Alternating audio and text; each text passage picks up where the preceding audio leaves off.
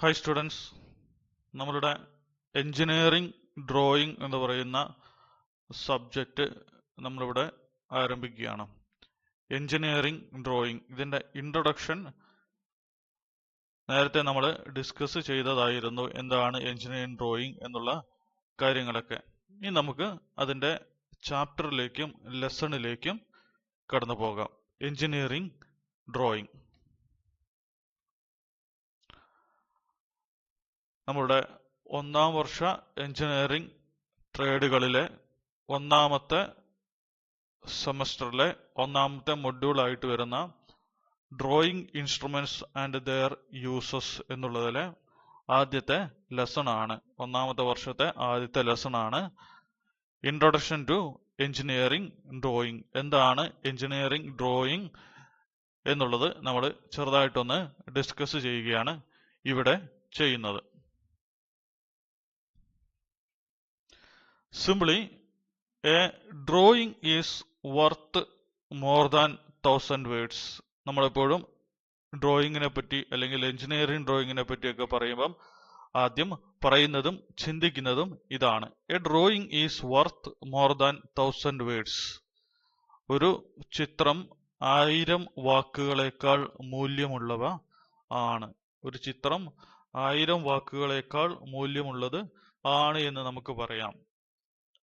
ചില ചിത്രങ്ങൾ അങ്ങനെയാണ്. അതിലേക്ക് നോക്കിക്കഴിഞ്ഞാൽ നമുക്ക് കുറേ അധികം കാര്യങ്ങൾ അതിൽ നിന്നും മനസ്സിലാകും. നമ്മൾ അവിടെ ഒന്നും എഴുതി വെച്ചിട്ടില്ല എങ്കിലും, നമ്മളൊന്നും വായിച്ചെടുത്തിട്ടില്ല എങ്കിലും ആ ചിത്രത്തിലേക്ക് നോക്കിക്കഴിയുമ്പോൾ നമുക്ക് ചിത്രം വായിച്ചെടുക്കാനായിട്ട് സാധിക്കും. അങ്ങനെയുള്ള ചിത്രങ്ങൾ നമുക്ക് 1000 വാക്കുകളേക്കാൾ മൂല്യമുള്ളവയാണ് എന്ന് പറയാം. അല്ലെങ്കിൽ 1000 വാക്കുകൾക്ക് പകരം ഉപയോഗിക്കാവുന്നവയാണ് എന്ന് നമുക്ക് ചില ചിത്രങ്ങൾ പറയാം.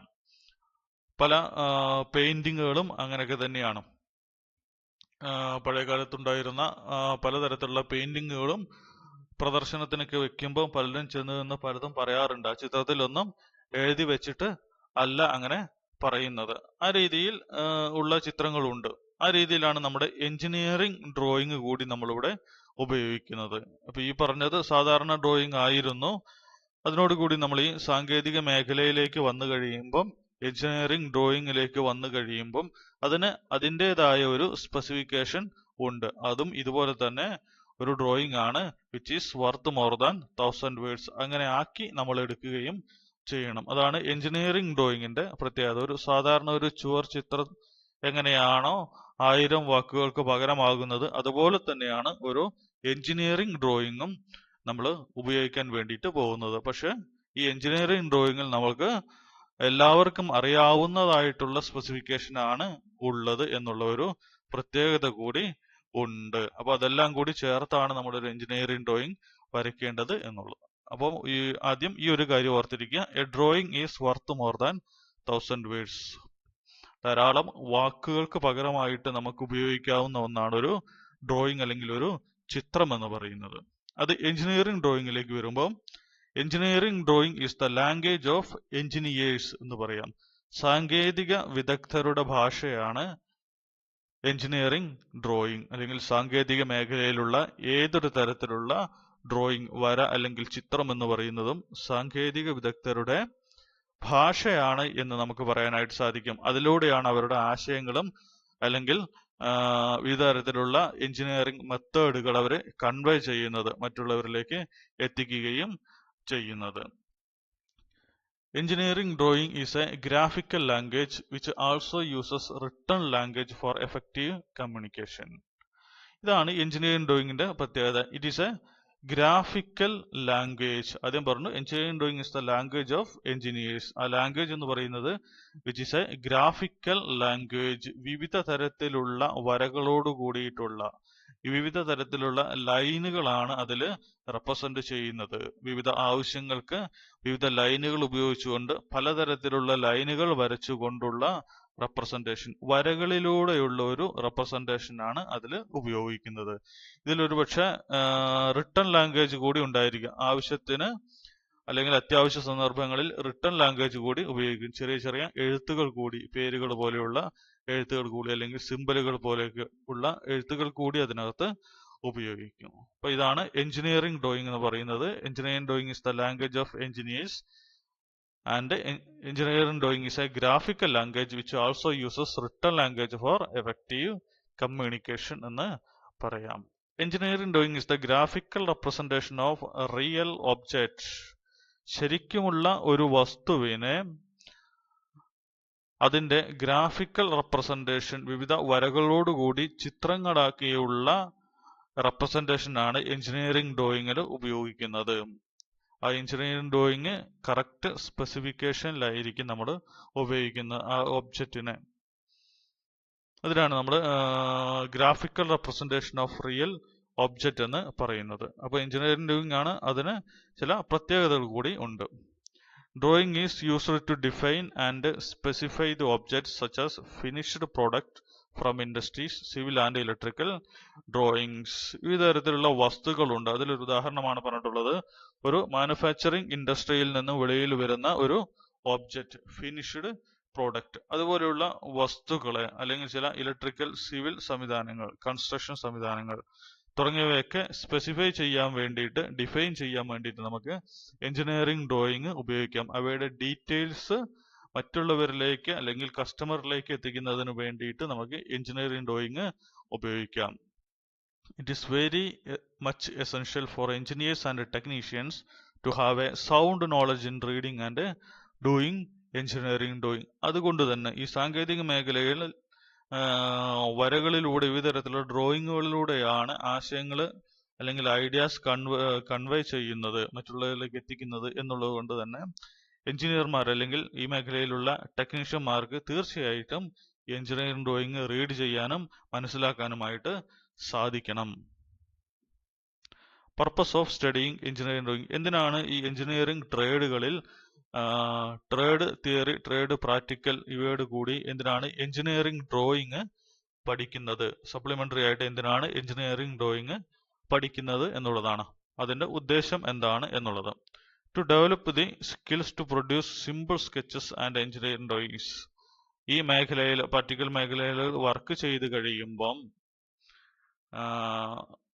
ആ വർക്കിൽ അല്ലെങ്കിൽ സർവീസ് മേഖലയിൽ ഉണ്ടാകാവുന്ന ജോലികളുടെ സിമ്പിൾ സ്കെച്ചുകളും ഡ്രോയിങ്ങുകളുമൊക്കെ വരയ്ക്കാനായിട്ട് ഒരു ടെക്നീഷ്യന് അല്ലെങ്കിൽ ഒരു സ്കിൽഡ് വർക്കറിന് സാധിക്കണം. അതിനു വേണ്ടിയിട്ടാണ് എഞ്ചിനീയറിംഗ് ഡ്രോയിങ് പഠിക്കുന്നത്. അതിന്റെ ഒരു ഉദ്ദേശം അതാണ്. രണ്ടാമത്തത്, to develop the ability to read and understand the drawings used in construction and manufacturing industries. മുകളിൽ പറഞ്ഞിരിക്കുന്ന അതേ കാര്യം തന്നെയാണ്. കൺസ്ട്രക്ഷൻ മേഖലകളിൽ അല്ലെങ്കിൽ മാനുഫാക്ചറിംഗ് മേഖലകളിലൊക്കെ വർക്ക് ചെയ്ത് കഴിയുമ്പം അതിൽ തരുന്ന ഡ്രോയിങ്ങുകൾ ഉണ്ടായിരിക്കും. ഓൾറെഡി ഏതെങ്കിലും എഞ്ചിനീയർമാർ പ്രിപ്പയർ ചെയ്തിട്ടുള്ള ഡ്രോയിങ്ങുകൾ ഉണ്ടായിരിക്കും. അത് മനസ്സിലാക്കാനായിട്ട് സാധിക്കണം. മനസ്സിലാക്കിയിട്ട് വേണം കൺസ്ട്രക്ഷൻ അല്ലെങ്കിൽ മാനുഫാക്ചറിംഗ് നടത്തുന്നതിന് വേണ്ടിയിട്ട് സ്കിൽഡ് വർക്കർ അല്ലെങ്കിൽ ടെക്നീഷ്യൻ അത് മനസ്സിലാക്കണം. അതിനു വേണ്ടിയിട്ടാണ് സബ്ജക്റ്റിനോട് കൂടി തന്നെ എഞ്ചിനീയറിംഗ് ഡ്രോയിങ് ഉൾക്കൊള്ളിച്ചിട്ടുള്ളത്. To develop the ability in abstracting data from schematic diagram to develop working drawings for installs. ഒരു ഇൻഡസ്ട്രിയിൽ വിവിധ തരത്തിലുള്ള ഇൻസ്റ്റാളേഷനുകൾ നടത്തി കഴിയുമ്പം അതിൽ സ്കീമാറ്റിക് ഡയഗ്രങ്ങൾ കൊടുത്തിട്ടുണ്ടായിരിക്കും. ഓരോ ഭാഗവും എവിടെയൊക്കെയാണ് വെക്കേണ്ടത് എന്നുള്ളത്. അതൊക്കെ മനസ്സിലാക്കി ശരിയായ രീതിയിലുള്ള ഇൻസ്റ്റാളേഷൻ നടത്താൻ കഴിയണമെങ്കിൽ എഞ്ചിനീയറിംഗ് ഡ്രോയിങ് പഠിച്ചിരിക്കണം. To develop the skill to read and understand layout of plant and machineries. ഒരു ഇൻഡസ്ട്രിയുടെ ലേഔട്ട് അല്ലെങ്കിൽ ആ ഇൻഡസ്ട്രി സ്ഥാപിച്ചിട്ടുള്ള മെഷീനറീസിന്റെ ലേഔട്ട് എവിടെയൊക്കെയാണ് കൊടുത്തിട്ടുള്ളത്, എത്രത്തോളം ഏരിയ എടുത്തിട്ടുണ്ട് തുടങ്ങിയവയൊക്കെ അതിന്റെ സ്കീമാറ്റിക് ഡയഗ്രത്തിൽ നിന്ന് വായിച്ച് മനസ്സിലാക്കാനായിട്ട് സാധിക്കണമെങ്കിലും എഞ്ചിനീയറിംഗ് ഡ്രോയിങ് പഠിച്ചേ പറ്റൂ. Engineering drawing mainly classified as mechanical engineering drawings, electrical engineering drawings, civil engineering drawings and electronics engineering drawing. വിവിധ തരത്തിലുള്ള എഞ്ചിനീയറിംഗ് മേഖലകളുണ്ട്. ആ മേഖലകളിലൊക്കെ വിവിധ തരത്തിലുള്ള ഡ്രോയിങ്ങുകളാണ് ഉപയോഗിക്കുന്നത്. അതിനനുസരിച്ച് ഡ്രോയിങ്ങുകളെ നമുക്ക് തരംതിരിക്കാം. Mechanical, electrical, civil and electronics engineering drawings എന്ന് ഇതിനെ ക്ലാസിഫൈ ചെയ്യാനായിട്ട് സാധിക്കും. മെക്കാനിക്കൽ എഞ്ചിനീയറിംഗ് ഡ്രോയിങ്സ് സാങ്കേതിക മേഖലകളിൽ, യാന്ത്രിക മേഖലകളിൽ ഉപയോഗിക്കുന്ന ഡ്രോയിങ്ങുകളെയാണ് മെക്കാനിക്കൽ എഞ്ചിനീയറിംഗ് ഡ്രോയിങ് മെക്കാനിക്കൽ ഫീൽഡുകളിലായിട്ട് ഉപയോഗിക്കുന്നത്. ഇതൊരു എക്സാമ്പിൾ മാത്രമാണ് കാണിച്ചിട്ടുള്ളത്. രണ്ട് പ്ലേറ്റുകൾ ജോയിൻ ചെയ്തിട്ടുള്ള രണ്ട് പ്ലേറ്റുകൾ നീളം കൂട്ടുന്നതിന് വേണ്ടിയിട്ട് രണ്ട് പ്ലേറ്റുകളെ ജോയിൻ ചെയ്ത് ഒരു റിവറ്റിംഗ് സംവിധാനം ഉപയോഗിച്ചുകൊണ്ട് ജോയിൻ ചെയ്തിട്ടുണ്ട്. അതിന്റെ ഒരു ഡ്രോയിങ്. ഇത് മെക്കാനിക്കൽ മേഖലയിൽ ഉപയോഗിക്കുന്ന ഡ്രോയിങ് ആണ്. ഈ രീതിയിലുള്ള ഡ്രോയിങ്ങുകൾ മെക്കാനിക്കൽ എഞ്ചിനീയറിംഗ് ഡ്രോയിങ്സ് എന്ന് പറയും. മെക്കാനിക്കൽ പാർട്ടുകളുടെയും അവയുടെ അസംബ്ലികളുടെയും ഡ്രോയിങ്ങുകളെ മെക്കാനിക്കൽ എഞ്ചിനീയറിംഗ് ഡ്രോയിങ്സ് എന്ന് പറയാം. Electrical engineering drawings. Electrical engineering മേഖലകളിൽ വരുന്ന വിവിധ സംവിധാനങ്ങളുടെ ഡ്രോയിങ്. ഒരു സിമ്പിൾ ആയിട്ടുള്ള ഒരു വയറിംഗ് ഡയഗ്രമാണ് കാണിച്ചിട്ടുള്ളത്. ഈ വയറിംഗ് ഡയഗ്രത്തിൽ ഒരു 12 വോൾട്ട് ബാറ്ററി കാണിച്ചിട്ടുണ്ട്. അതുപോലെ തന്നെ അതിന്റെ ഒരു വയറിംഗ് ഡയഗ്രാം എത്ര ആംപിയർ അത് ഡ്രോ ചെയ്യുന്നുണ്ട്. ഒരു ബൾബ് ഉണ്ട്, ബൾബ് ഗ്ലോ ചെയ്യുന്ന കാണിച്ചിട്ടുണ്ട്. ആ ബൾബിലേക്ക് എത്ര വോൾട്ടേജ് നമുക്ക് ലഭിക്കുന്നുണ്ട് എന്ന് കാണിച്ചിട്ടുണ്ട്. ഇതൊരു ഇലക്ട്രിക്കൽ എഞ്ചിനീയറിംഗ് ഡ്രോയിങ് ആണ്, ഒരു വയറിംഗ് ഡയഗ്രാം ആണ്. ഇതൊരു ഇലക്ട്രിക്കൽ എഞ്ചിനീയറിംഗ് ഡ്രോയിങ് എന്ന് നമുക്ക് പറയാം. മറ്റൊന്നാണ് സിവിൽ എഞ്ചിനീയറിംഗ് ഡ്രോയിങ്. സിവിൽ മേഖലകൾ, കൺസ്ട്രക്ഷൻ മേഖലകളിലൊക്കെ ഉപയോഗിക്കുന്ന ഡ്രോയിങ്ങുകളെ സിവിൽ എഞ്ചിനീയറിംഗ് ഡ്രോയിങ്സ് എന്ന് നമുക്ക് പറയാം. ഇതൊരു ഗ്രൗണ്ട് ഫ്ലോർ പ്ലാൻ ആണ് കൊടുത്തിട്ടുള്ളത്. ഒരു ഫ്ലോറിന്റെ, ഒരു കൺസ്ട്രക്ഷനിൽ ഒരു ബിൽഡിങ്ങിന്റെ ഗ്രൗണ്ട് ഫ്ലോറിന്റെ പ്ലാൻ ആണ് കൊടുത്തിട്ടുള്ളത്. റൂമുകൾ കൊടുത്തിട്ടുണ്ട്, വിവിധ റൂമുകൾ, അവയുടെ സൈസുകൾ കൊടുത്തിട്ടുണ്ട്. ലിവിംഗ് റൂം, അതുപോലെ തന്നെ സ്റ്റെയർ കേസ്, ടോയ്ലറ്റ് തുടങ്ങിയിരിക്കുന്ന എല്ലാ കാര്യങ്ങളുടെയും ഡീറ്റെയിൽഡ് ഡ്രോയിങ് ആണ് കൊടുത്തിട്ടുള്ളത്. ഇതൊരു കൺസ്ട്രക്ഷൻ മേഖലയിലുള്ള ഡ്രോയിങ് ആണ്. ഇതിന് നമുക്ക് സിവിൽ എഞ്ചിനീയറിംഗ് ഡ്രോയിങ് എന്ന് പറയാം.